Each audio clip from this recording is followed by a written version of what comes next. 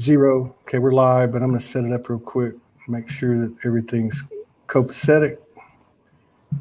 Let's see here. Make sure everybody's. This is just too awesome. Dream come true. Deborah Denora. Yay, Shane. Go, Shane, go. Yeah. Let me see here. Let me make sure it's up. It should be showing up on your phone now. Yeah, I've got the other screen going. It says the video should start soon. Should I refresh it or? Yeah, refresh it. Refresh it. Yeah, it's on. I see it. Oh, yep. All right. So we got 3 in the house, 4 in the house. Usually takes about a minute and a half. All right, Deborah's in the house. Hello, Deborah. Shane is in the house. Yeah, I am here. There we go. Ryan Aguilar, my brother's in the house. Jessica Thompson in Louisiana. Right. Okay. Yeah, we'll formally roll the show out in just a second. This is an exciting show for me because Shane does pretty much the same thing I've been doing. And, you know, that's interesting. And I was really happy to meet him in Sedona. Yeah, that was great. Yeah, and I was watching. I was like, it's amazing how we're like disseminators of information and like helping make these connections with all these different people, you know. And it's like, I don't know. I just think it's awesome because it's like I feel like it's a divine gathering of sorts, you know, because it's like we're all coming together. We all have this, you know, wanting to tear down the walls of separation and unite and evolve into a more beautiful world. And you know, I see it happen. And then, you know, I was watching one of your videos where you're talking about struggling, sort of being impatient and stuff a while back, but you're really beginning to enjoy life and, you know, take every day as it comes and all this. And I'm like, man, it's just crazy how we're all on these similar paths of realizing, you know, why we're here and starting to really love it, you know? Yeah. Yeah. Yeah. And I want to talk to you too about, but let's formally roll the show out first. Okay. And I see a couple of new names, so I'm sure, and that's one of the great things about this broadcast is we're integrating audiences, you know, integrating communities, and that's real exciting to me because I've seen that happen over and over again. This is a 677th broadcast for us, and so it's a real privilege and an honor. My name's Todd Medina. For those of you who don't know, this is a Soulgy Network, and this is a primary show called Soulspeaks 5D. It's a conversation with, and today it's with Shane Robinson, and he's with Unbiased and On the Fence on YouTube. And we met in Sedona. What about? I guess that was my memory's gone. October. Yeah, October 1st, September 30th, October 1st. Yeah, somewhere. Yeah, October, because I got here and I don't remember. So I was there for about 5 weeks in Sedona, and it was crazy. Yeah. And I remember seeing you because I was filming up on the stage, and I saw you. I know that dude, man. That's one of the people I've been checking out. Yeah. So you know, thank you for you know, sharing space with us and honoring us with your presence today. And I really I'm excited about this collaboration. So thank you for coming on. Oh, thank you for having me on, and I feel honored as well. And you know, I'm thinking back to Sedona, and I was sitting in the audience in between speakers, and I saw you up there on the stage, you know, and I'm like, man, that guy looks familiar, and I'm trying to place you, you know. And then as I look through my notifications on my phone, I see I have a comment from someone. They're like, "Oh, Todd Medina's there," and as soon as I saw your name on the comment, I'm like, "That's who that is, Todd Medina." You know. As soon as you walked over towards me, that's when I hollered at you or whatever. And, yeah, that's pretty cool. That, you know, I think we have a lot of subscribers that overlap, but you know, they don't always bring each other to our attention. So I love it when somebody leaves a comment and they say, you know, have you heard of Todd Medina or Matt Belair or somebody like that? You know, because if you don't say that and we don't know them, I think. You know, I love that because they help me make connections probably more than anybody, my subscribers that let me know, hey, because most of our channels are small and suppressed, you know what I mean? So it's like, it helps. So keyword suppressed. Yeah. Well, we can talk about that later. But you know, the thing that I was really, you know, I asked you if you wanted to send a bio, and I don't even have to read it actually. because I remember it and I'm looking at it, but I'm going to put this back on the comments. And so, yeah. And so I was reading your bio, and you're from Oklahoma, right? Yeah. And so I'm from Texas. I spent a lot of time in North Texas. And, you know, so I know that area, and it's kind of homogenous, you know, Oklahoma, Arkansas, Western Louisiana. I went to school in East Texas, so I understand the people. I had offices in my old life in Tulsa, Fort Smith, Arkansas, you know. So I know the area and I know the people. And you said in the beginning of the bio, you said you're raised Christian. You know, I spent most of my growing up years were in Dallas-Fort Worth area, which is a Baptist belt. And so then, because I'm like trying to get to the part about when did this thing go down with him? You know, how did he get there? You know, in the middle of, you know, the Bible Belt. And so, and then you said something about the Mandela Effect. And I remember when I had researched your channel some months back, that you had done quite a few shows on the Mandela Effect. Mm-hmm. I think when you were coming out of the blocks, actually. And so, and you know, I've watched a few things on it, and I understand, and I've watched a few things, and the cereal boxes and the TV show and Mandela itself and all that. And so I wanted to ask you, because you said in your bio, I just want to make sure I explain for everybody that that's kind of what started to wake you up. You started to have some Mandela Effect like experiences, and that's kind of what woke you up. And I've always wanted to ask somebody on a personal level, instead of something that's produced on, you know, YouTube or whatever, you know, what is it? What has it happened to you, you know, has happened to you personally? And so I guess, you know, that's my segue into it. What happened to you? What were the Mandela Effect occurrences that happened to you? Was it on a personal level, or was it on a broad-based level like some of the stuff you see on YouTube? Well, it started with, it was about a year before I realized the Mandela effect was happening. I had seen some videos on it, you know, because I'm always into conspiracies and stuff like that. And, you know, just to be clear, my life itself has been like a lifelong journey of sort of awakening. But that was a huge jump for me, the whole Mandela effect thing. I'd sort of become sort of pessimistic as I realized that religion was sort of like, I don't know, just it was more man-made than it was this divine institution that I grew up believing it was. And, you know, Jesus has always been my hero. So as I sort of got away from religion, I realized that Jesus was really teaching something different. So, but at the same time, I sort of kind of went into this dark night of the soul where everything just seems so meaningless. Like we hear about, you know, in Ecclesiastes from Solomon, he just talks about life being so meaningless. You live and you die, and then, you know, all the things you accumulate get left to your children and all this. So I was sort of in this really dark place in my life where everything just really seemed meaningless, a lot like Solomon talks about.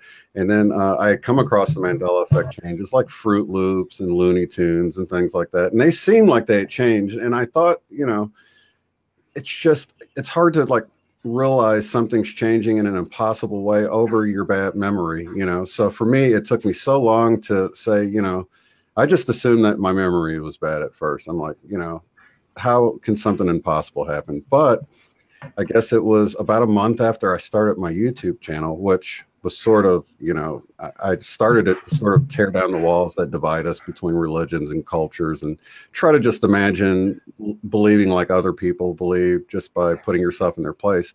So about a month after that, though, I was listening to, I think it was Leak Project, and Joseph Reyna was on there, and he talked about the lion and the lamb scripture changing to the wolf and the lamb. And I thought in my mind, I'm like, he must have got it backwards, because I knew it was lion and lamb. There was nothing, I mean, there was no doubt in my mind. You know, I'd read through the Bible dozens of times, and, you know, it's like when you're reading through the Bible, you hit these little spots in the Bible that are sort of like if you're taking a trip and you come across a scenic, you know, location on your route, like you're driving past the Grand Canyon or something like that. You hit these little scenic spots along your way.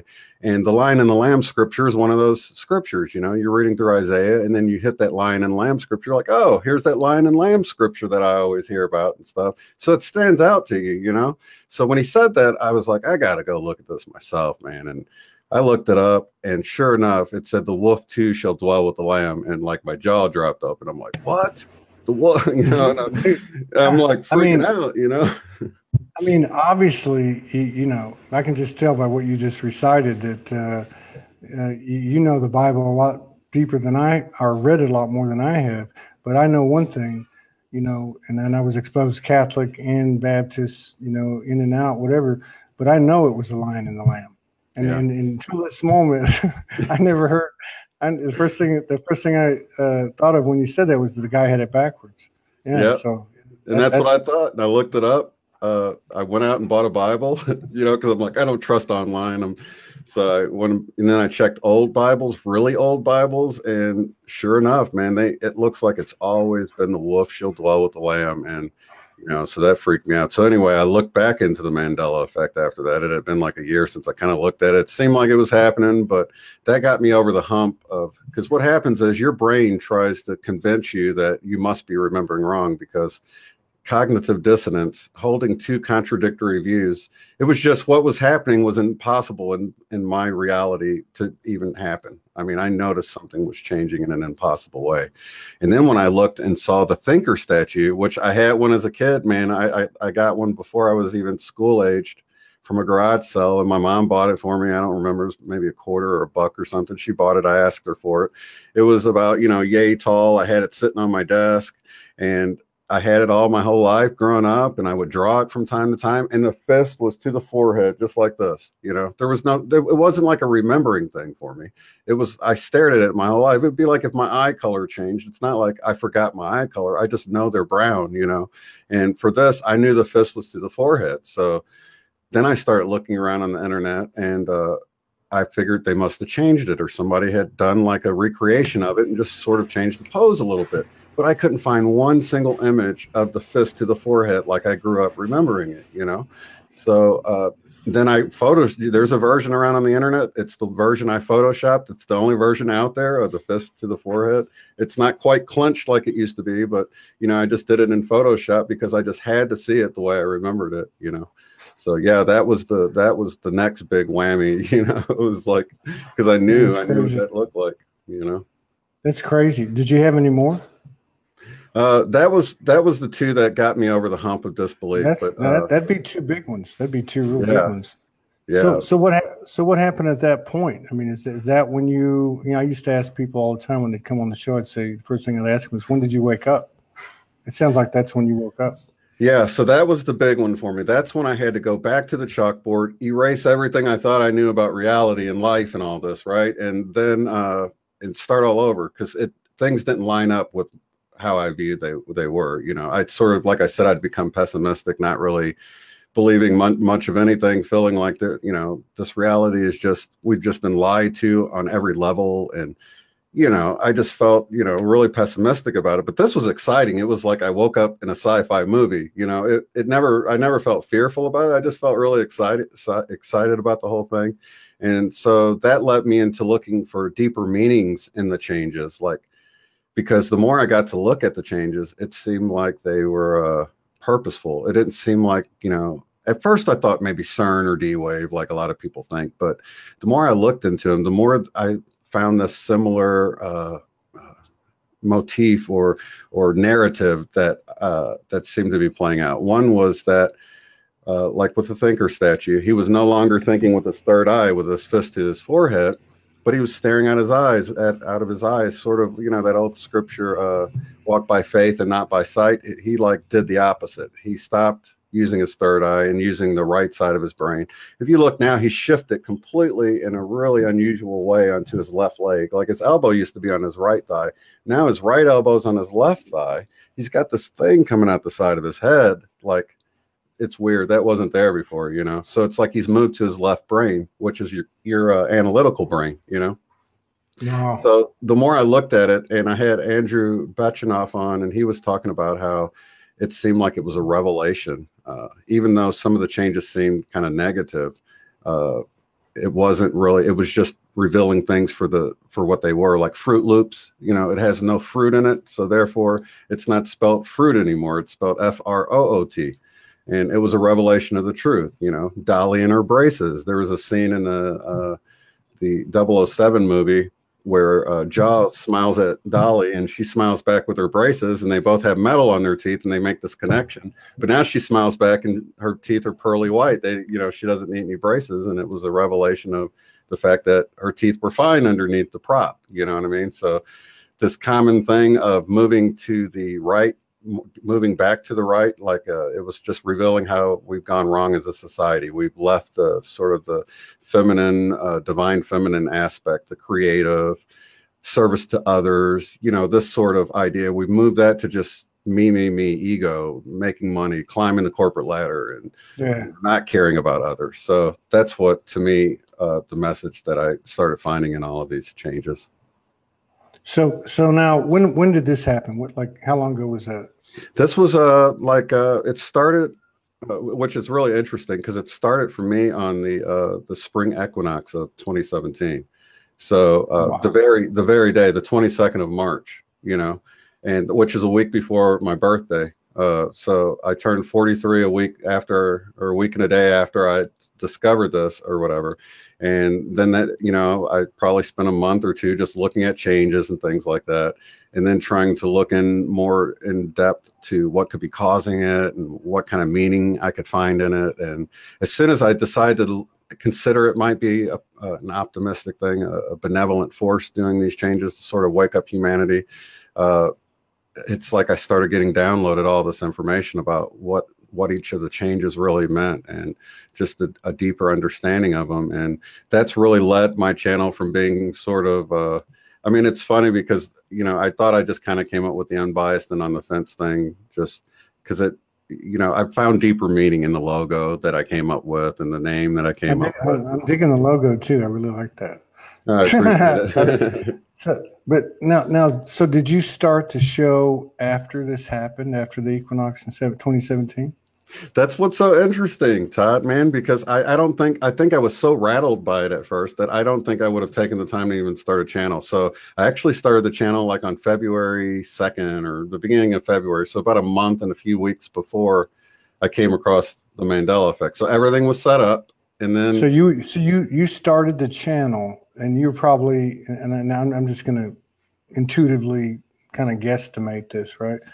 Because of my own experience. So you kind of started the channel, and you were like me, you were kind of into I don't want to say into it, but digging into the stuff that wasn't true, the conspiracy stuff, and hey man, 9/11 and what's up with this, Yeah. And then all of a sudden you have this further awakening, or you're greeted by the actions of your intentions.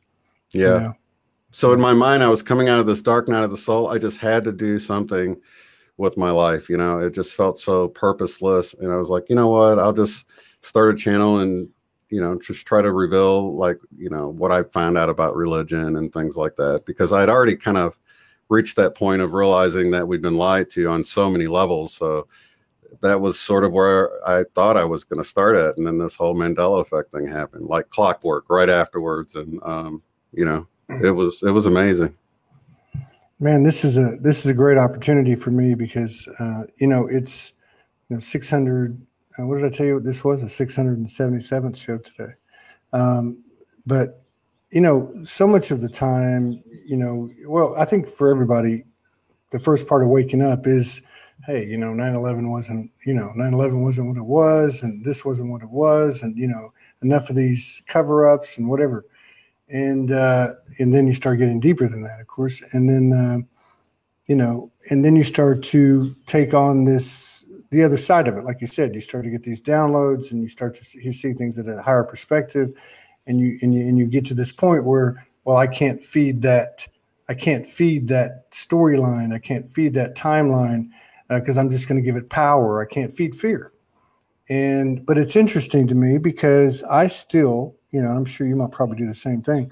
I still, will hit YouTube most every night, and I just follow my intuitive, and I'll see things, and I'll go through things, and I know there are codes involved and activations involved, and I know at the same time I can't get caught up in that stuff, and it doesn't do the same thing to me anymore. But I find this is an interesting opportunity because of your path, because of the road that you've taken, and with that as a backdrop, this stuff is still going on in the collective, or whatever you want to call it, or what's going on in the collective, or who's going on in the collective.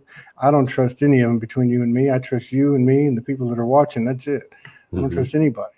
And I don't mean that in a bad way.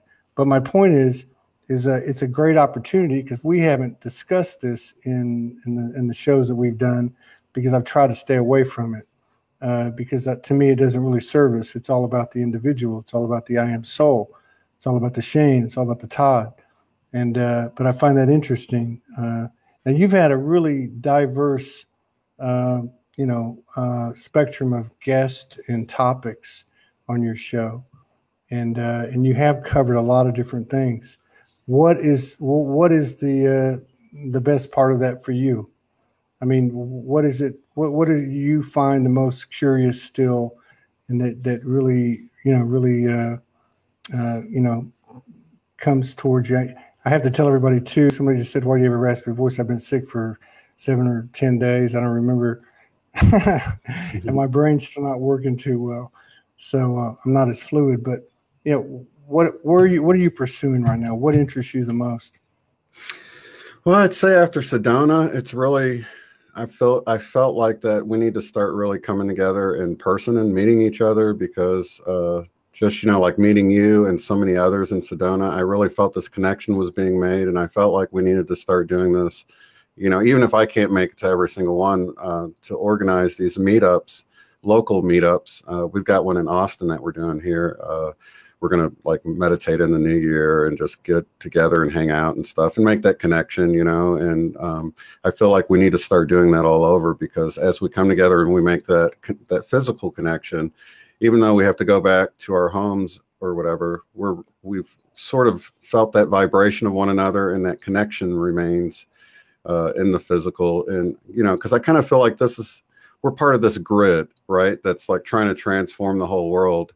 And I feel like when we meet each other in person, and we actually strengthen that grid, even though we go back home, that connection has been made. And, even if just a few people can make it to each one, we'll eventually get to where maybe you didn't meet everyone, but you met someone that met someone else. And, those connections become stronger and stronger, and we can begin to transform the world as, we get together in person. So that's sort of, on one hand, what I've been working on, but also online. We have during live shows on the Friday Night Love stream, I love for callers to call in, and we'd love to hear all the stories that people are sort of afraid to talk to anybody about, because family acts like they're crazy if they have anything sort of paranormal happen, or whether it's an alien abduction or whether it's just an awakening experience. That's Soulspeaks, man. Yeah. That's the same thing I've been talking about for 7 years.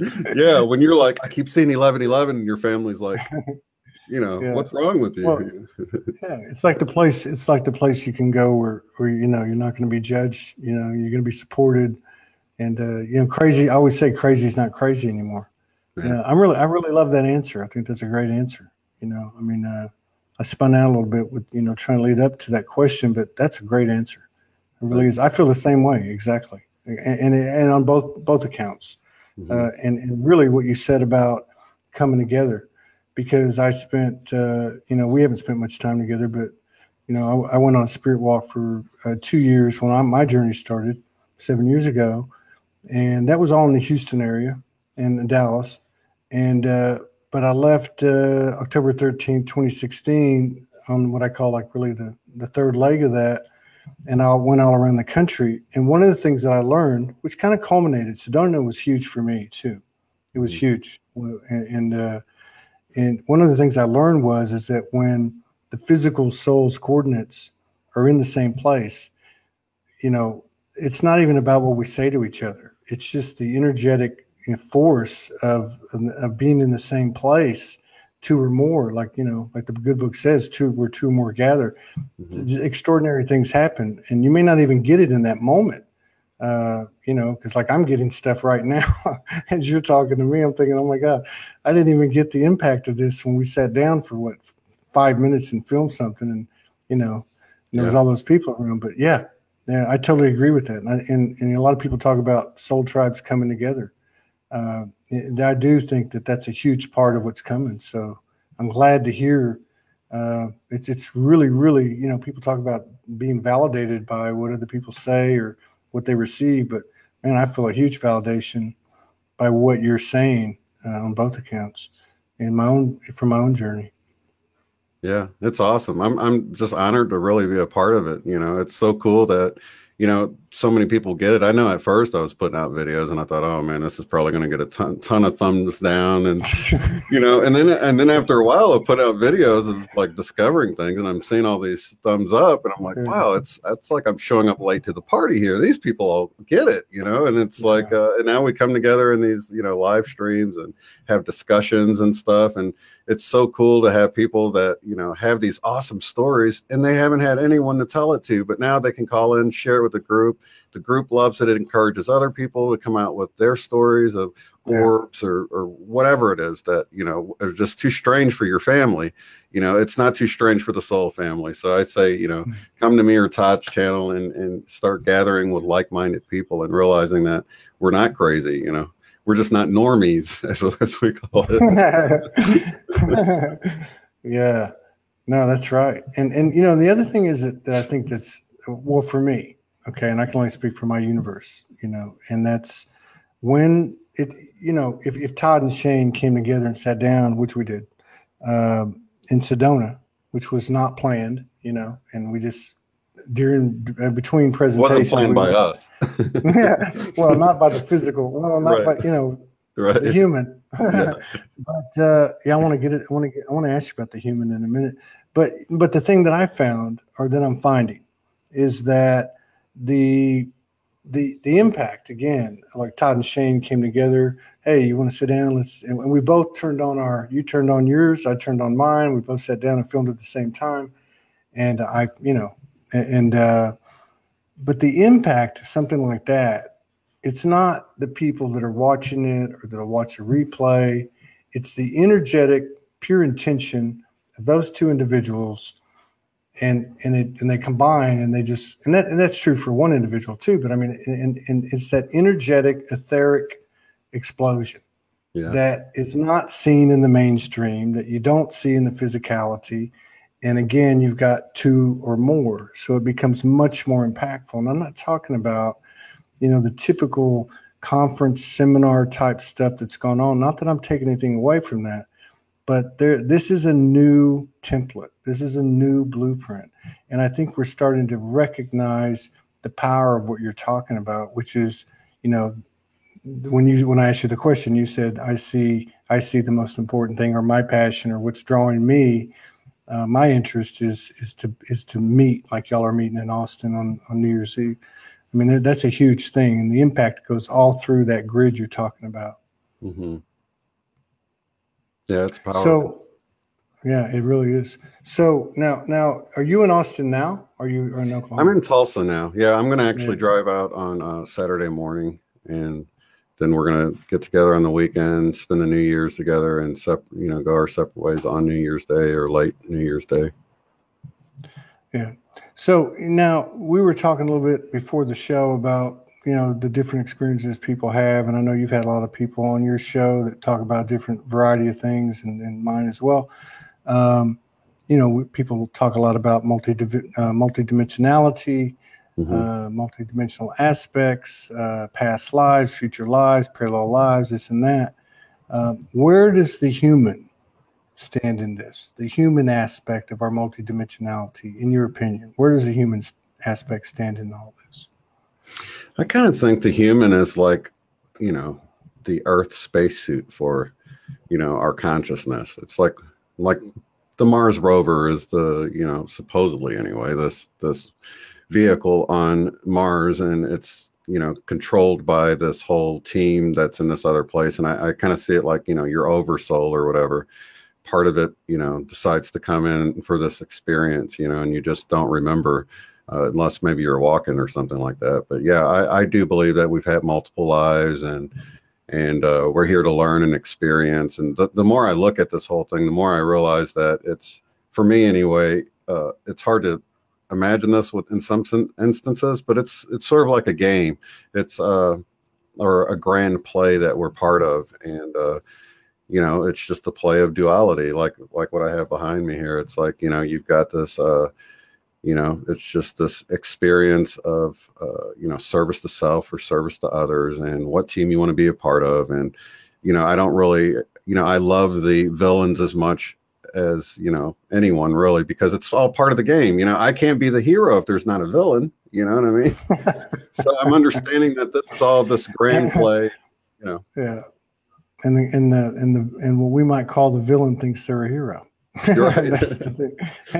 You know, that's they're their own hero, though. They're not the hero for everyone. And that's sort of like, you know, it's that service to self, service to others sort of thing, which, you know, I was led to the law of one through this whole awakening. So part of my awakening experience was coming into this information of the law of one that's supposedly been out since what, like it's 81 or something, I think is when it came out. And I never knew anything about it, but that's why, you know, I've had people say your channel sure has changed a lot since the beginning. It's like, well, for me, it's been this evolution. It like makes sense where I've gone from sort of being awakened by the Mandela Effect and being led to all this other stuff that appeared, like Dolores Cannon appears to have talked about this whole Mandela Effect stuff in her book, The 3 Waves of Volunteers. And that's when I was led to that book. I read this about thing that she talks about that sounds like she's explaining the Mandela Effect way before it ever anybody was ever talking about it on the internet. And then, you know, this idea of these star seeds or volunteers coming to Earth to help change it and stuff. I'm like, this is me. It's like I never fit in, and it totally described my life and stuff, you know. Yeah. So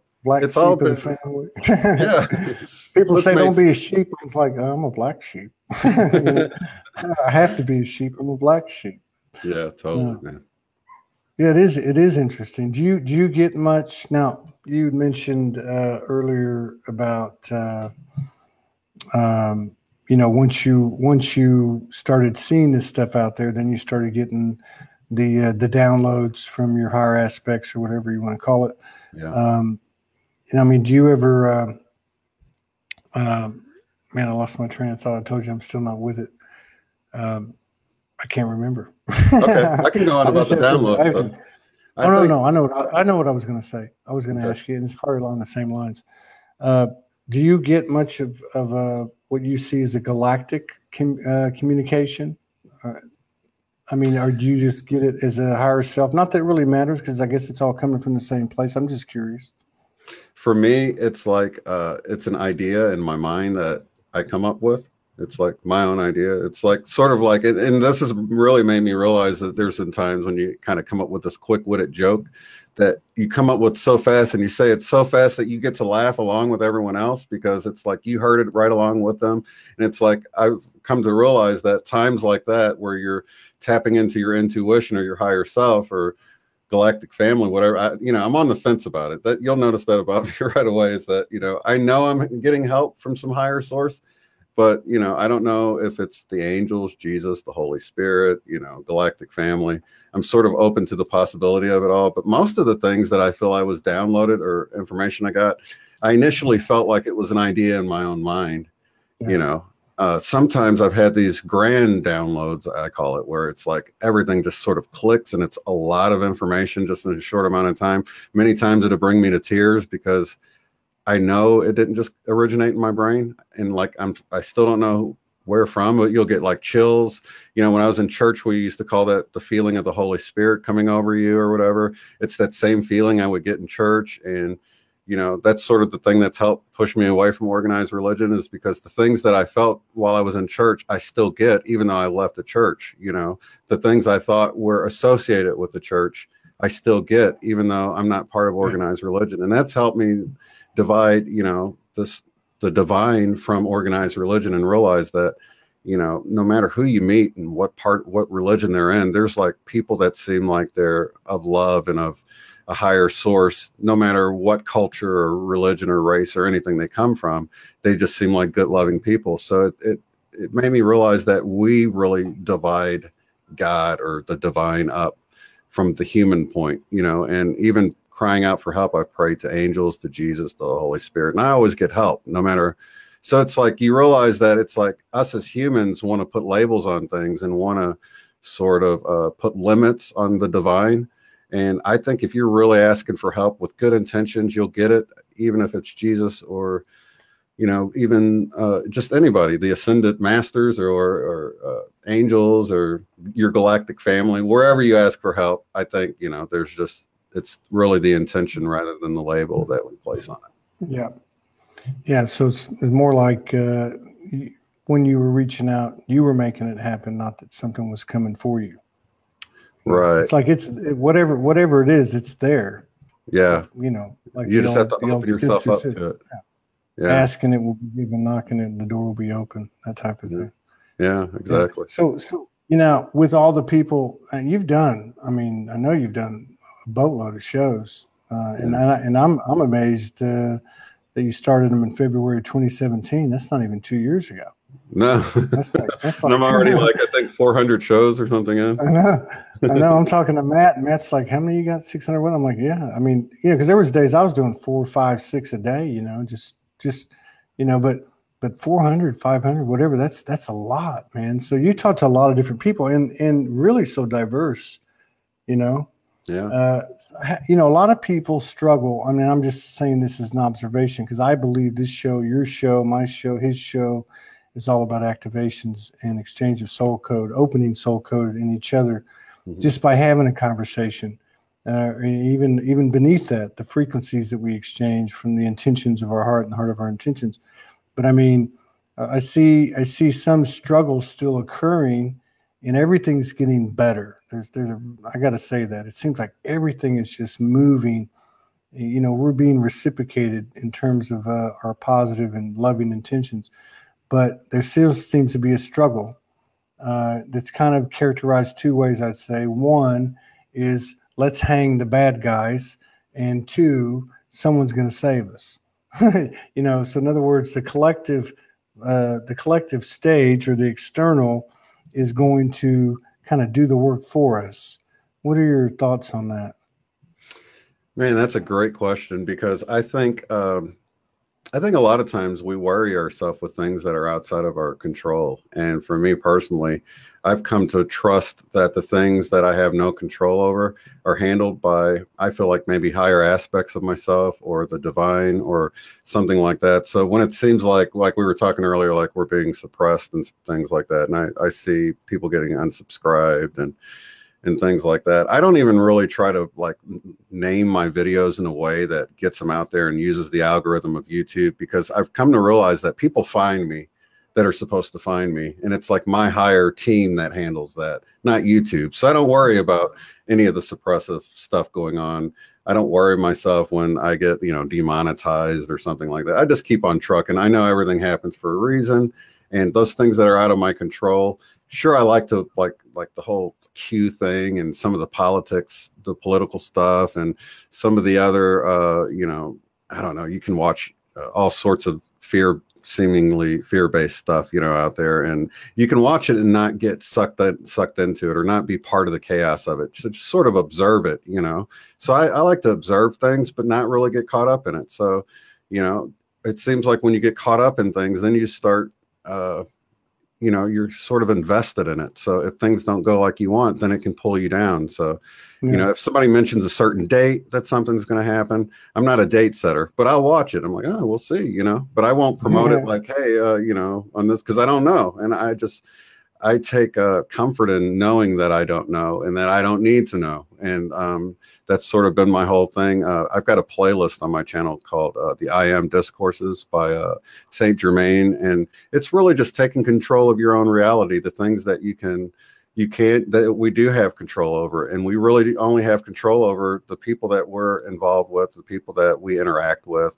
We can control how we respond to people that interact with us. And really beyond that, I can't do anything about a war going on over in another country or something horrible, or, you know, the FF word. I don't want to say it, you know, when you see that things are planned out, and, you know, I just think that it's all distractions. And so I think just to observe and let it play out. And it's like a big play, you know, everybody's going to come out and bow at the end, even the villains, you know. Yeah, isn't that right? Isn't that right? You know, like we're just all going to wake up one day and go, oh. I mean, you know, think about it. Hey, think about it. We're up there. I always said this. We're like a star. We're like a celestial body. and there's like the perfect tone and frequencies and vibrations and wavelengths moving around, and everybody's just like, yeah, man. We're just like, wait, man, let's do something different. Yeah. You know? Yeah. But yeah, and I don't know, that came up today in a conversation I was having with my wife, and we were just talking, and it's like, you know, so many times I want to myself first, I want to say, you know, and I was today because I didn't feel good. You know, went to town and get some groceries. I didn't feel good, and I was like, you know, just getting a little uptight. And she said, "What's wrong with you?" I said, "Are you emotional?" I'm like, "No, I'm just 3D."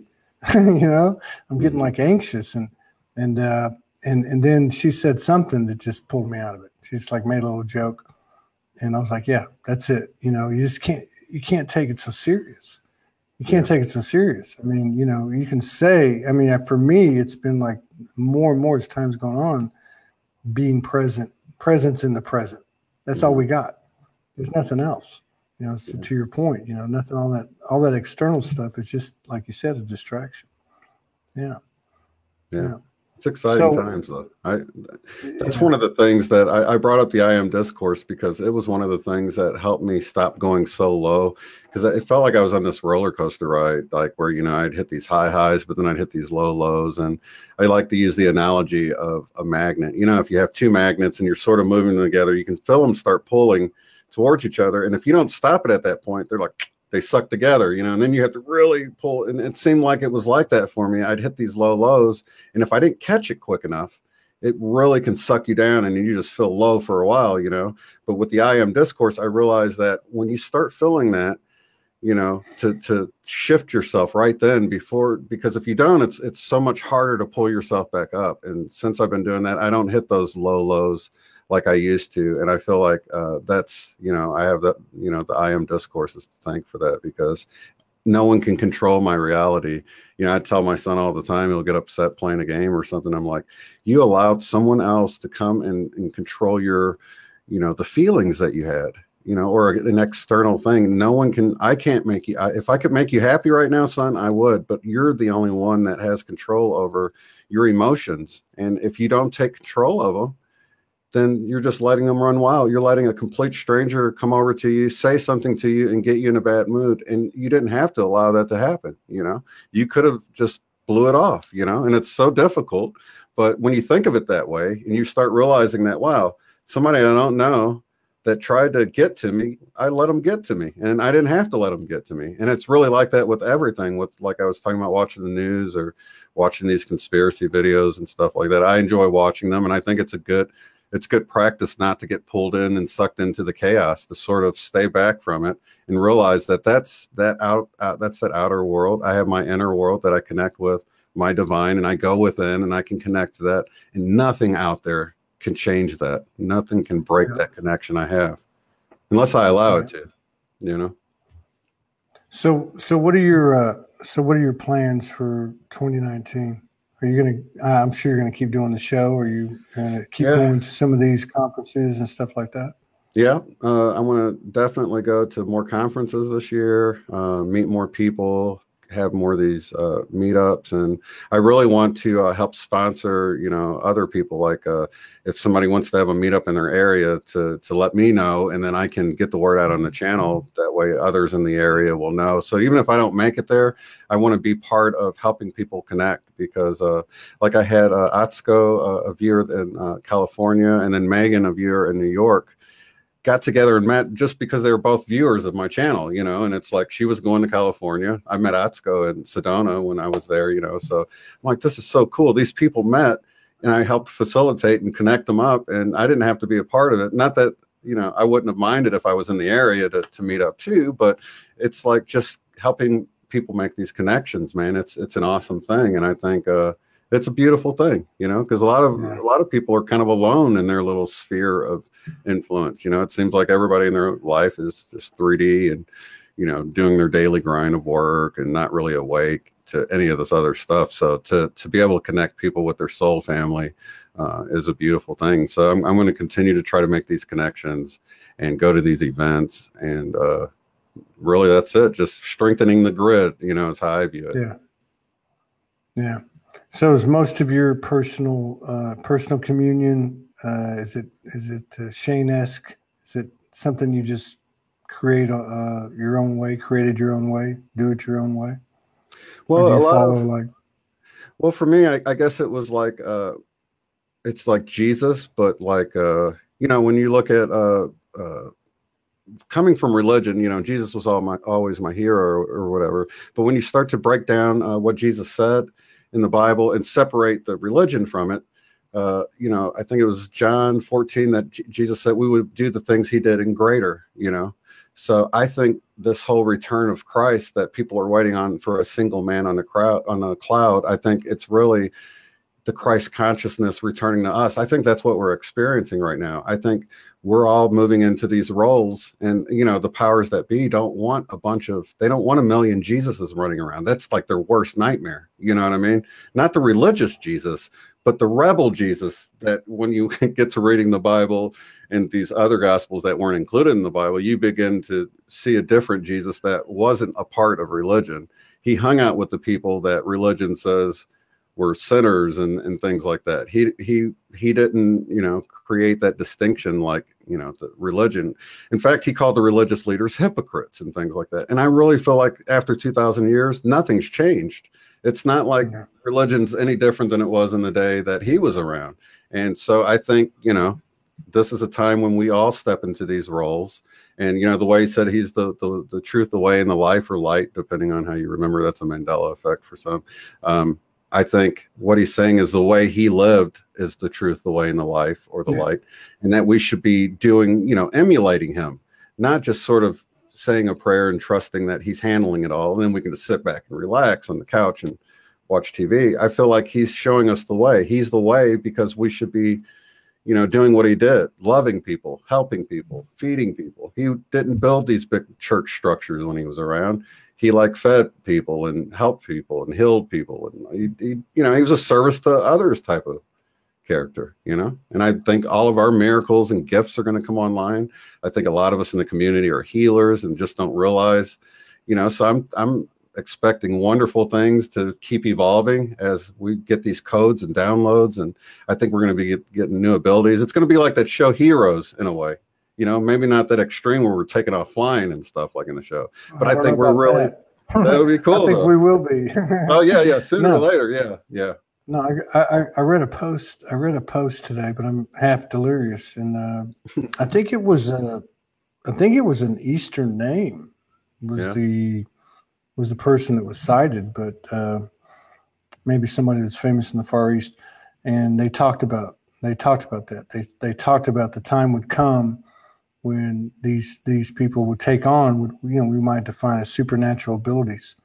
And I've experienced some, and certainly supernatural episodes, even in the context of you know, Soulogy for 7 years, and reading and hearing stories of people, paranormal, you know, communion with souls that have disincarnated, galactic, angelic, and this and that. But I agree with you. I think more and more of that is going to happen. And I think personally, the most important thing that I see happening is being out in the open and talking about it, just like you experienced when you came out of the blocks and you thought you were going to get a bunch of thumbs down and you got people saying, hey, that happened to me too. So many times I see that with people that put stuff out in Soulogy. They're saying, hey, I thought I was the only one. Or they'll come out and say, I want to testify, you know, like to use the old terminology. Yeah. But yeah, I totally believe that. I think this year is going to be huge because this past year, I mean, and you basically started the channel and Awaken in early 2017. How big was the difference between 2018 and 2017 to you? Oh, it was amazing, man. I was just realizing that it's been about a year. Well, it was like last December when I did the I Am discourse and recorded that. And it was so great going through it the first time. I'm like, man, I've got to record this and share it for the audience, because if it can have this big of a difference for me, you know, who else can listen to this? So I did that. And I would have to say 2018 has been awesome. I haven't had any of those low times that I've had. I've really began to enjoy this time. Because how many times in your life have you looked back on something, you're like, man, those were good times. But while you were in them, they weren't all that great. It was like, you didn't realize. I mean, I can think back to when I was in this band, and it was like kind of a drag to carry the amps and the drums, and it was just a chore, you know. But then when I think back on it, I'm like, man, those were fun times to go out and play in front of people and perform live and to practice and write songs and do all this stuff. And, you know, you sort of have a tendency to sort of maybe focus too much on the negative while you're in it, and not to really realize how great it's going to be in the future when you think back. And so I've started really doing that. I've started to really live in the moment and realize that everything's going to have its negative parts to it. But if you can focus on how much you appreciate this time and how much you will appreciate it in the future, then it helps you to really enjoy life to its fullest in the now, in the moment, you know? Yeah. Yeah. I've always had this, something, you know, that's, you know, something, the seed that's pointed towards Antarctica. I never really mentioned this to anybody on the air, but with the, you know, the diversity of the people you've talked to on your show, you know, there's a lot of stuff to all that. And so on one hand, that external stuff's a distraction. And we'll just use Antarctica as an example. But on the other hand, there seems to be some type of story going, you know, like some type of continuation. You know, you've got Lemuria, Atlantis, you've got the galactic wars, the history of the galaxies, and so on and so on. Mm-hmm.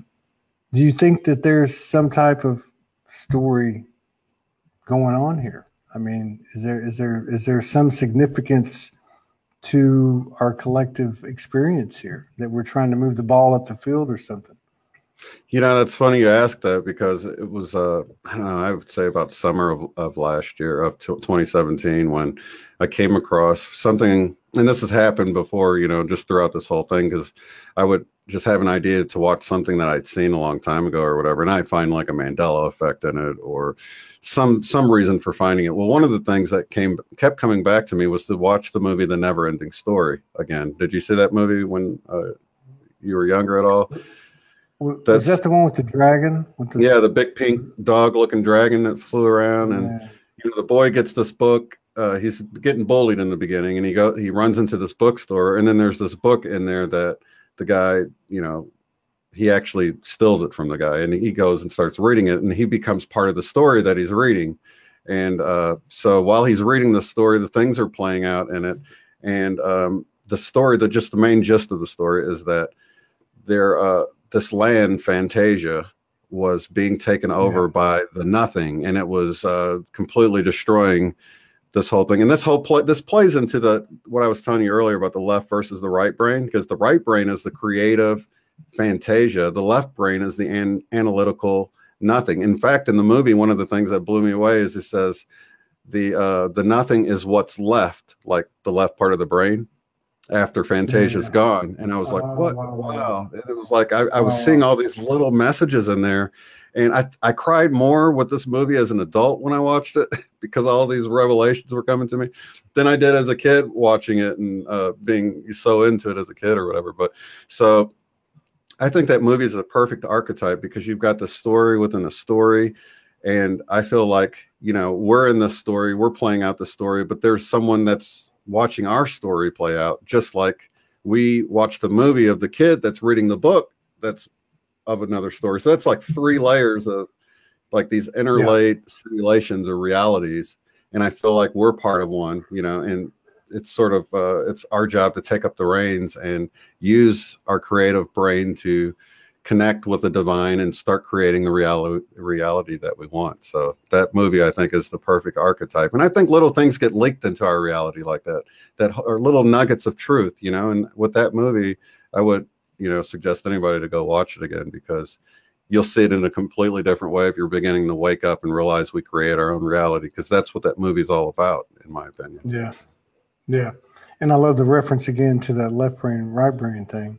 Yeah. And the whole, you know, if you look at the Q thing and even the Trump tweets, you have that whole grammatica, the numerology aspect, I think they call it grammatica, where they, you know, the verbiage or the letters, you know, and I remember kind of having a dual transmission with a lady friend of mine, just an online friend of mine who'd reached out to me and seen some of my work. This is about 2 years ago. And she started explaining to me, I need to give you this information. I need to give you this information. It was all about words. And you could have the words that might say bread, but you turn around and it's looking, it's saying this or it's saying that. Yeah. And I really started to notice signs in my daily life that were put before me. And that was the first time I started to realize everything is communicating with us at all the times and always has been. Yeah. Everything around us. That's a trip, isn't it? Because it's like the more you begin to see it and the more your brain is like, no, I got to prove this wrong. And the more you look for it, the more you see it happening. You're like, oh my gosh, has this been going on the whole time? And I've been completely just blind to the fact that all of this is playing out. That's why it seems like everything's orchestrated. And, you know, I don't really feel like there's a wrong path. I feel like there's an easy path. I feel like you'll end up where you need to end up, but there's an easier way to go about it. So you can do things the hard way, or you can do things the easier way. So really, I don't feel like, you know, you have to really worry about making the wrong choice. You really have to worry about making the harder choice, you know, but eventually we'll get where we need to go. And you know, I'm trying to make it the easy path for myself and everyone else, you know. It's my favorite Zen proverb, let go or be dragged. You know? Yeah, but I think you're right. Yeah, I was talking to my wife about it last night. I was like, there's no wrong choice. Because I always say, follow the fairy tale. Yeah. But the fairy tale is like, you know, I mean, I look back, we met online 3 years ago, and the whole story, even 7 years ago, going back to when I woke up and Soulogy started, and I think about this journey, and I'm like, what the hell? You know, I mean, how does this even work? You know, and I see these cycles of, you know, moving into deeper levels of vulnerability and deeper levels of just rawness and authenticity and integrity. But with that comes these choices or choice points. And, you know, there's some type of rhythm to the rhyme. And you're right. Even if you know, by human terms, screw up or make a mistake or make a bad choice or whatever, you know, one of her sayings to me is, you know, you go to bed, you go to sleep, you wake up, and it was all just a dream anyway. Yeah. It's not even real. It's not even real. It's, you know, it's all here right now. So it's kind of like amazing.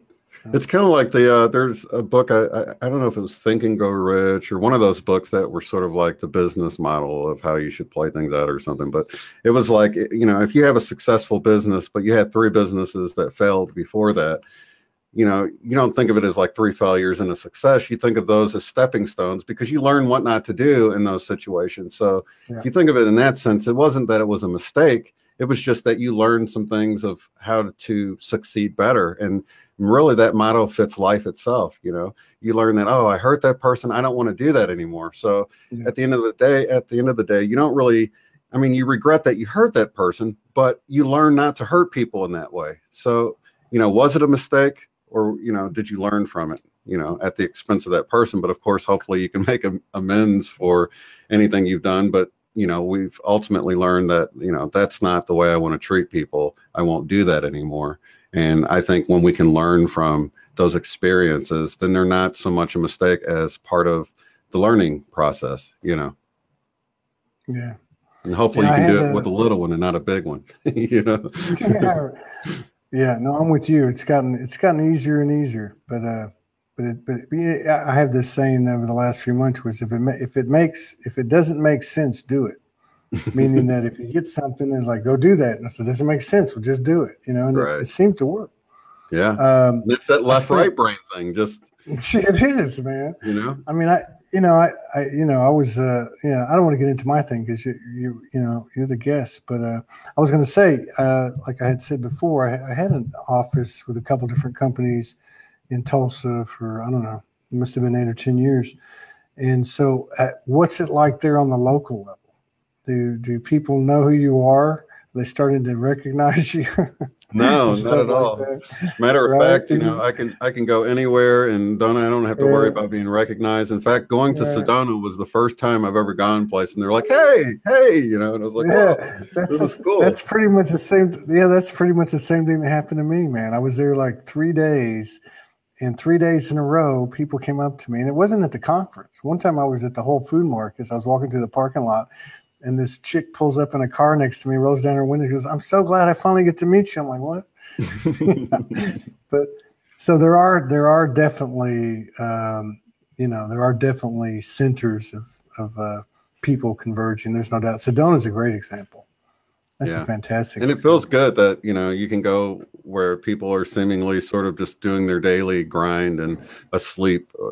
You know, I don't like that word because it's like sort of condescending, but just sort of busy with 3D, you know, and then you go to this enlightened conference where people are more aware of what's going on, and then people know you. I mean, that's a pretty good feeling, you know. Yeah. You're in good company. Yeah. You know? I do feel I'm with you. I do feel like people physically we're going to be pull together in each other's presence, and the more collaboration, I think is another thing. I really do, and that's one of the things that, like I said, I wanted to talk to you about was the network, you know, the Soulgy network, or a place where everybody comes, our own social media that nobody owns, you know, that's independent, because I've been getting that message for quite a while, but it was a couple of months ago, or maybe about 6 weeks ago, I started playing tapes of this show where I do 6-minute bites of, 6-minute clips of one show, then into another. I did it for 3 hours, 4 hours, 3 days in a row. And then I got a hit from YouTube, you know, whatever they call strike. Yeah. And I said, "What is it?" And I said, "Content." But I didn't see it as, "Oh my God, you know, I'm going to rebel against him, and oh my God, look what happened." I thought what I got was, well, it's time to make another path. Yeah. And I the think confirmation that's to move on. Yeah. Yeah. I think that's, and I'm speaking energetically overall. I think that's where we're at. It's not, what we're here doing is nothing that's been done before, whatever it is. Energetically, it's something new. It's not, it's taking that old Akashic, combining it with our experience, and creating something, a new template, a new good book. You know what I mean? Yeah. That's kind of how I feel about it. Oh, I totally agree. And it's going to help the audience as well, because they're going to be like, "Oh, I didn't know about, like Matt Belair and some of these other great people that have come across. I'm like, how did I not find this guy before?" And I know our viewers will feel the same way when they're able to sort of go to one location and, listen to who they resonate with, but at least they'll have those options there to find people that they just pick a channel. Yeah. Pick a channel. There's, it's a great because idea. really, to me, that's what it is. It's just, what's the other quote? The one, I just saw it again. I think Morgan had it up, the David Icke quote. There's stand up, there's whatever it is. I mean, we're 99%, they're 1%, if you want to put it in that category. And I really hate to get into that whole us against them thing, but the whole point is it's an infinite number of voices. And the power is in the individual voice, whether that voice is a verbal in the physicality or it comes out in some other type of expression. Yeah. Yeah. You talk about Matt, and you talk about, we talk about some other people. Some of these people, the struggle they've been through. I had Matt on the show a month ago, and he's talking about, I just got my first car. It's like a $1,200 Volvo. He's talking about riding a bike, and he's talking about, the stuff that these people have I don't want to say sacrificed, but put aside in order to keep pursuing what they're being given to do is incredible. Yeah. And I think we're really starting to see it pay off. Has that been happening to you? Are you seeing more reciprocation from the universe on a personal level as you keep moving forward? Definitely, man. It's like, at first it was, sort of, my wife thought I went crazy. I got rid of my car and got rid of just a lot of stuff. I just sacrificed everything, quit doing the, I had a booth at the flea market, and, she struggled with it for a while, but, after a while of just being like, look, I'm not worried about this. I know the universe will take care of it because I'm doing my purpose. than, you know, just a few people helping me out here and there, you know, supporting the channel and stuff. I've been surviving, and it's, you know, and it was sort of like when I took that off the table of things that I worry about, because I realized I was doing what I was supposed to do, then and just trust it. And it was like, I'm like totally over that now. I don't even have, you know, I don't always know how things get paid, but I know they will. And it's strange because things just, people will step up and help me out. So I really honestly feel like, if, you know, I'm not telling people to quit their job, because they really have to, you know, we've come down to the wire a few times when I was like, oh my gosh, you know, and, you know, and I have my wife, you know, saying, what are you going to do? And there was a few times I tried to go back to work, and I do freelance graphic design, and I started posting jobs and trying to get jobs, and nothing, man. It was, and I felt like the universe you get like blocked, don't you? Yeah, I feel like they were telling me, look, stay the course and don't worry about that. And now I finally reached a point where, you know, I don't know how things will get taken care of, but they always do. And, you know, I just trust that, you know, and the whole Sedona trip was paid for by viewers that were like, you know, you got to go. And that's the lesson I learned, was that we need to connect more. And so, yeah, out of my hands, but it's okay. You know, I'm okay with just trusting that it'll get taken care of, and it does. So yeah, I would definitely say, if you live your purpose, if you do what you feel like you're supposed to be doing, you can trust that everything else is going to fall right into place, you know. Definitely. So, and let me ask, that's a great answer. And it's true. It's very true. So how does it feel being on the other side of the screen? It's nice, man. It's more relaxing, actually, in a way, because I don't have to worry that, you know, I haven't been watching the chat like I probably should, but well, yeah. That's probably just a pattern behavior. Yeah. Yeah. I'm just enjoying our conversation and stuff. So yeah, this is cool. So you're going to be in Austin, huh? I was going to say, to be the other way tomorrow, because you're going to come on, and you get to just sit back and relax, and we'll hear all about you tomorrow on the show. So, yeah, same time. So now I've noticed you've been doing these. Yeah, absolutely. So yeah, everybody, let's support Unbiased and On the Fence tomorrow at same time as this show was tonight. Yeah. But I noticed you've been doing a lot of these love streams, and I don't get a chance to like watch extended videos. You know, yeah, it's like 3 hours. No. Yeah, it's pretty involved, you know. I'm pretty good at skipping through. I like pick it up. But I haven't, like I said, I just started like going into your stuff deeper, because I got caught up in like some of that Mandela stuff. Yeah. And a couple of the shows that you had, I did actually watch it, almost the entire shows. Then but I was going to say, now what you're doing that? Are you doing that every Friday? Yeah, every Friday night at 7. Yeah. Okay, and so who's on the show, and what goes down on it for those people that aren't familiar with it? Well, basically, what was happening is I get to talking to people off the air, you know, and I'm like, you know, everybody would enjoy what you're telling me here, you know. So instead of just taking personal calls, you know, I think, you know, it's just great that people share it with the whole group. So that actually saves me on a lot of time. Plus, it actually lets other people feel more comfortable with sharing their story, because they're like, wow, this is similar to my story. Nobody's acting like they're crazy for sharing their story. I think I'm going to call in and share my story that's crazy to my family or whatever. So yeah, that's really what it was all about. You know, people can call in and talk about whatever they want. I've got numbers for all over the world. Pretty much any English speaking country, you can call in on a local number for you, and you know, just wait to come on the air. And it's about 3 hours, 7 to 10 Central Time for me. And so yeah, it's a beautiful thing, and I think it's a great way for people to just a lot of people just enjoy being in the chat, and you know, having a place to come and chat and share their stories, or you know, chime in the chat. We've got a lot of people that just like to listen. I mean, there'll be like maybe 20 people chatting, but 60 people, 80 people watching it. And so we got a lot of lurkers. I'm a lurker. Typically, if I'm on someone else's channel, I'm not typing. I'm just, you know, sort of listening to the show or whatever. So, and it gives them an opportunity to call in, you know. That's a funny name, lurker, right? But yeah. No, that's accurate. It sounds bad, but it's not. You're just you're lurking. And how often do you do the Unbiased and On the Fence? That is, we do the Friday night live stream every Friday, and then of course Saturday night, I have Eileen Colt.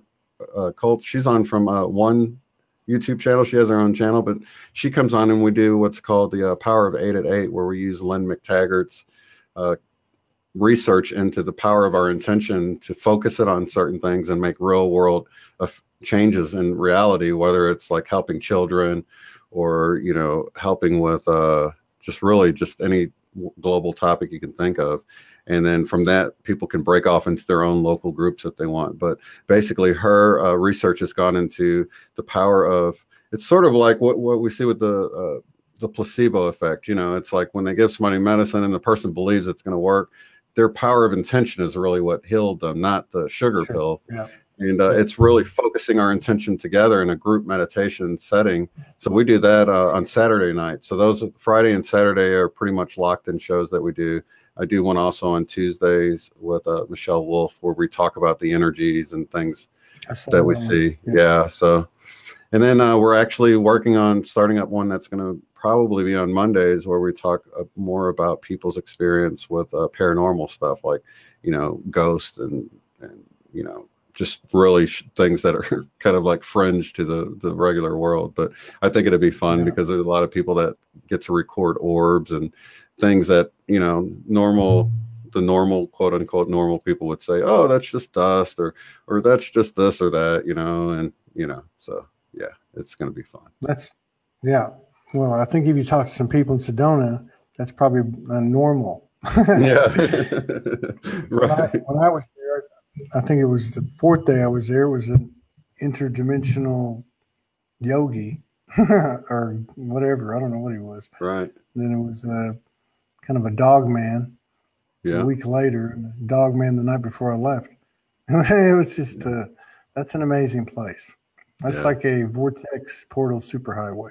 Yeah, it really is. And some of the orb pictures there are just fascinating because it looks like the sky's filled with colorful flurries or something. I mean, it's more orb than not, you know what I mean? So it's like, what do you think that is? Oh, it's dust, colorful dust. I mean, they're like different colors and stuff. I would imagine in Oklahoma, there'd have to be some PowerPoints, I would think, with the native, you know, with all the native, all the small towns. And you know, if you get off that main freeway, I mean, there's just roads and roads and roads. That's funny you said that, because I recently in December, a few weeks ago, I actually went down to Broken Bow, where because I know there's a lot of areas here, and I'm actually going to start, because I was like, man, I don't even really know my own area here that well. You know, there's a lot of Native American areas that are probably great spots like that just here, you know. So I can't really afford to go to Sedona every weekend or whatever. So I'm going to start exploring around in the area, just driving distance, and spending more time in nature, getting away from the EMF waves, and just trying to connect better. I've been like changing up my diet and things like that, going all, you know, just plant-based diet, and just trying to make changes that I feel might help me, you know, raise my frequency and stuff like that, just because that's like the most important thing on my list right now, is to make a better connection. I do enjoy the downloads, but I want something stronger. I want something more, you know, and I feel like it's happening. It just changes so slowly that, you know, I just wish things would move a little faster sometimes. I'm not getting impatient, but you know, is that the right brain? I mean, is that the left brain with that's wanting some hard evidence? You know, well, it's not really evidence. It's just, you know, wanting more of it. It seems to come in spurts. You know what I mean? It's like you'll get a lot, and then for a while you sort of have to, I guess, incorporate that into your life or whatever before you get another slew of energy and downloads and stuff like that. So, do you hear tones? All the time, man. Yeah. I think those are becoming more and more prominent with people. Definitely. I've been hearing them about 3 years, but they seem to be becoming more and more prominent. And I agree with you. I think that stuff has always come in waves, but it seems like they've been moving very fast since November. Well, maybe 11/11, maybe. Yeah. But it seems like it's just been moving like warp speed. Yeah.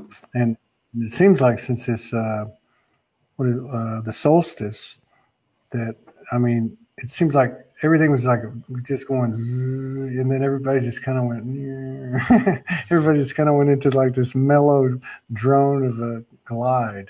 you know. That's so funny you said that, because it was like, I guess I went on, it was December 11th when I went down to Broken Bow, Oklahoma, and did the meditating thing. But since then, it was like I've kind of been on the steady decline all the way to the solstice. I mean, it felt like I didn't get like low, like depressed, but just didn't have the energy. It really felt like I was moving right with the, the days getting darker and darker and darker. And now it's like, now that we've had the solstice and now the days are getting brighter and brighter, I feel like I've had a turnaround of sorts too. Yeah. And I feel like things are, I mean, today I slept quite a bit. It was, but it didn't feel like I slept because I was tired as much as I felt like I was getting upgrades or downloads or something. And, and I just needed to be able to, take them in or whatever.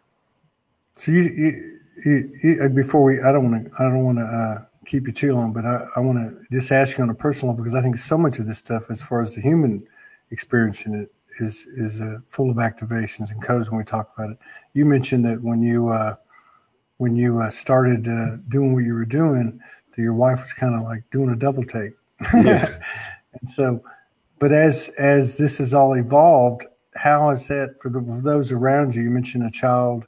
For those around you, your family and stuff, how has that trip been? I mean, how's that transition been? The journey been for all of you? It's been pretty crazy, man. It was like, at first I was crazy, and then, I just kind of stopped talking about it. And then as I saw the channel grow, and they said, oh, there's other crazy people that like them. What's going on? I think they've just sort of, considered it. And that's really, I think all it takes is just to consider, maybe there's something to this or whatever. I noticed like different family members noticing synchronicities more. And so they're coming around slowly. I say, if you've got people in your life, don't push it, just everybody's on their own journey, and, let it kind of unfold for that person how it will, and just be the light and the love in their life. And, don't really push it on them, and just hope that they'll come around eventually, Yeah. That's like the first sign of a light worker that wakes up. They want to go tell everybody, and you hear, nobody's listening to me. Nobody's listening to me. Yeah. Okay, just shut up. It's kind of funny, man. I had one of the things I brought out in a video early on was I had this moment, and this one brought tears to my eyes. It was the realization of this book I had totally forgot about, that right before I started school, my mom would read it to me at night before I went to bed. And it was like my favorite book. And it was this, I'm biracial or whatever, but it was about this panda, that black and white panda that woke up before everyone, and he went around trying to wake up all the other animals. And that's what the story was about. And I love my mom to read this to me at night. It was called Milton the Early Riser. And when I realized that this book was the archetype for my life, of sort of waking up, trying to go around and wake everyone else up or whatever. And it just brought tears to my eyes, because it was like, man, this was my favorite book as like a 5-year-old. And then I realized how my whole life had been set up for this very moment. And so many things in my life, whether it's the thinker statue, getting it from a garage sale when I was real little, and it becoming this huge Mandela Effect thing, and just all of this stuff seemed to be set up for this very moment. It's the cookie crumb trail home. Right? Excuse me. Yeah, exactly. Yeah. I had one like the one with the panda thing, which I mean, there are no coincidences. But I was thinking about my street address when I was like, 5, 6, 7, 8, 9 years old. And I realized that the number was synchronistic, because 12 is huge. The 3, the 9, the 12 is always real huge, especially the 12. And so it added up to 12. I was like, oh, wow. And then the name of the street was Bray. And I thought, Blu-ray. And I thought, wait a minute. It was 12 Blu-ray. Wow. Yeah, but they're all checkered through everything, it seems like. Yeah. And when I first moved back to Tulsa, our address was 555, and I was like, I didn't know about the synchronicities at that time. So it was only after the fact. It was sort of like a little hint, a little wink from the universe saying that we've been here all along. And, you might not have known, but we knew, my higher self, whatever it is. Well, it's interesting too, because those things, and I've talked to other people, but I know for me, those things have been happening. Oh, if I look at the last few days, I haven't been myself. I'm not working as much. It's kind of a low time. People are doing the family thing, and it's just It's kind of, you know, there is that kind of drone vibration going on right now. And every time I'd start to even get out of line a little bit, I'd see 1111 or 111 or 222 or 333. And I thought, there we go. It's just like a wink. Just chill out, chill out. Exactly. Which I think that's a problem. That's for me. That's if I look at this past year for me, and in comparison to the previous years, it's been becoming more relaxed and realizing that is the flow. Just you know, come on. They're like signposts. Divinity. Yeah. It's been a blast. Yeah. So I hope to.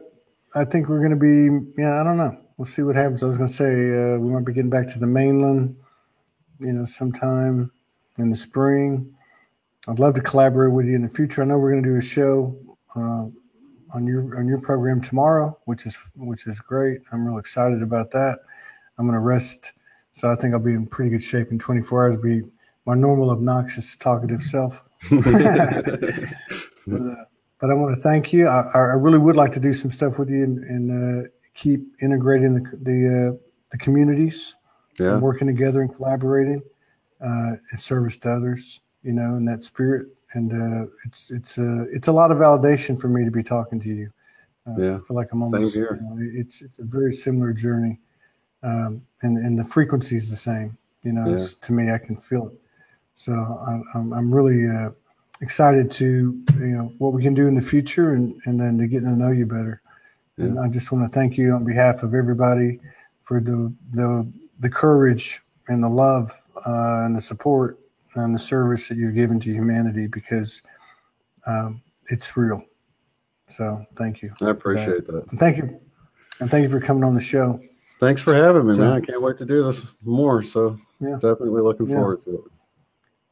So we'll keep trying to do this, and let's get over to, you know, the Soulgy crowd out there on the replay, on the live right now. Let's get over to YouTube tomorrow. That's at 8 o'clock Eastern, 7 Central, right? Yeah. 7 Central. And that's what is that Hawaii time? Oh man, 3 p.m. Yeah, 3 p.m. Yeah. So let's get over there and keep building this thing and keep growing and bringing all these communities together, because that's unstoppable, and that's just totally unstoppable. Totally. In a beautiful way. Yeah. Thanks a lot, Shane. Best to you and your family. I look forward to seeing you tomorrow. Same here, Todd. I appreciate you having me, buddy. All right, man. Y'all take care. Peace out. Peace.